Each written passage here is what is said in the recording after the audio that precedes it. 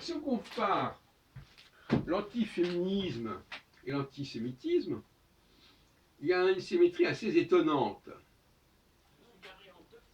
Parce que l'antiféminisme, c'est contester aux femmes qu'elles puissent espérer un jour être l'égale des hommes. Et l'antisémitisme, c'est contester aux juifs qu'ils puissent se comporter comme des citoyens lambda. C'est-à-dire que c'est à peu près l'inverse. Quelqu'un qui est féministe, c'est quelqu'un qui dit mais les femmes, elles ont autant de capacités que les hommes. Malgré tout ce qu'on peut observer, qui va dans le sens inverse, dans l'ensemble. Et l'antisémitisme, c'est de laisser entendre que les juifs n'ont pas les mêmes capacités que les autres.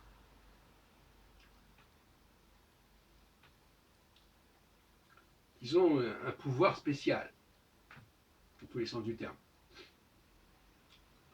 Pour nous résumer, être antiféministe, c'est dire mais non, les femmes, elles ne pourront pas faire beaucoup mieux demain qu'aujourd'hui. Et on va être traité d'antiféministe parce qu'on nie cette éventualité. On nie ce futur pour les femmes. À juste titre, à mon avis. Et dans le cas de l'antisémitisme, on dit, au fond, les juifs, ils seront toujours remarqués, ils sont toujours en décalage, pour le pire comme pour le meilleur. Et même quand ils ne se disent pas juifs en tant que tels, on constate qu'il n'y a que des juifs qui font ceci ou cela. Ce que j'ai dit dans une précédente vidéo. Et il ne faut pas se tromper.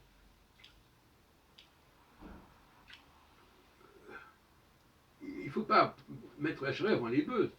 Quelqu'un qui fait remarquer que les juifs jouent un certain rôle dans la société, il n'est pas ipso facto antisémite. Et quelqu'un qui dit que les femmes ne jouent pas un rôle majeur dans la société n'est pas pour autant misogyne. Ce sont des gens qui constatent des choses. Maintenant qu'on qualifie leur constat d'antisémitique ou d'antiféminin, c'est une autre affaire.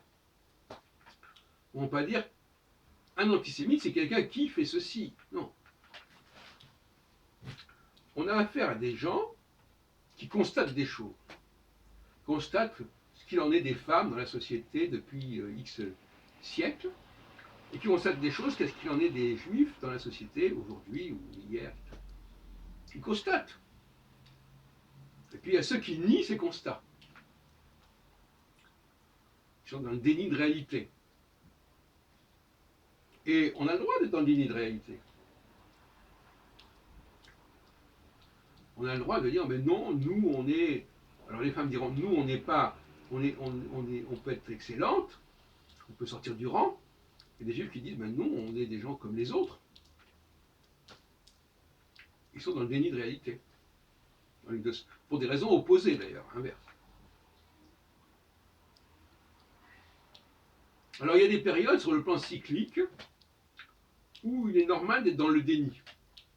C'est ce qu'on appelle la négantropie. La négantropie, c'est la négation de l'entropie. Et donc, on dit non, finalement, on est tous pareils, quel que soit notre sexe, notre religion, on est tous pareils.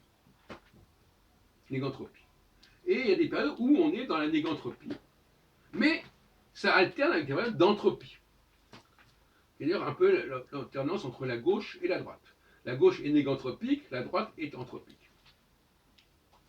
Elle est pour l'expansion, pour la diversité, pour la... On ne cherche pas à ce que tout le monde entre dans le même moule. Ça, c'est la droite. Cela dit, parfois les discours sont emmêlés. Et aujourd'hui, les gens qui se disent de droite ont certains éléments de gauche, et inversement. C'est pour ça que quand les gens disent spontanément « Ah, il est de droite », là, c'est parce que ça a été étiqueté comme ça. Mais qu'est-ce qu'il en est réellement? Globalement, je dirais, moi, pour ma part, que de gauche, être de gauche, ça veut dire être dans la négantropie. C'est-à-dire vouloir estomper, limiter au maximum les différences entre les uns et les autres. Et l'entropie, c'est au contraire, qui est d'ailleurs associé à une certaine forme de désordre, c'est le fait de dire, ben non, il y a des différences, les uns ils sont comme ça, les autres sont comme cela, et on peut essayer de faire cohabiter tous ces gens-là, mais sans partir du principe qu'ils sont pareils. C'est ce que j'ai appelé l'autre jour le principe de la société duelle. Société première, société seconde. Société première, qui est la société centrale, en quelque sorte. Société seconde, celle qui est là pour compléter la société centrale, pour faire des choses que la société centrale ne veut pas faire, qu'on ne veut pas qu'elle fasse. On pense que c'est en refusant de faire certaines choses qu'elle pourra évoluer. Et oui, c'est une forme de darwinisme aussi. La sélection, c'est de dire, eh bien, désormais, on ne fera pas cette activité-là. On ne pourra que déroger en faisant cette activité-là. Et donc, il faudra faire appel à d'autres personnes. Et en faisant appel à d'autres personnes, d'autres populations qui n'ont pas les mêmes profils, eh bien, au moins, on leur permet d'exister parmi nous. Tout comme quand on mange de la viande, ça fait qu'on est obligé d'élever des animaux. Alors, les sociétés qui ne veulent pas, ou qui ne reconnaissent pas cette société duelle, eh bien, elles vont refuser les immigrés. Pourquoi? Parce qu'elle veut dire, s'il y a des immigrés, il faudra les traiter comme nous. Au lieu d'admettre que la société seconde n'a pas les mêmes droits et les mêmes devoirs que la société première. La solution de l'immigration, c'est de reconnaître la dualité sociale. Le statut n'est pas le même quand on est de souche et quand on est immigrant. Les attentes ne sont pas les mêmes, le rôle n'est pas le même. Et c'est ça qu'il faut bien comprendre.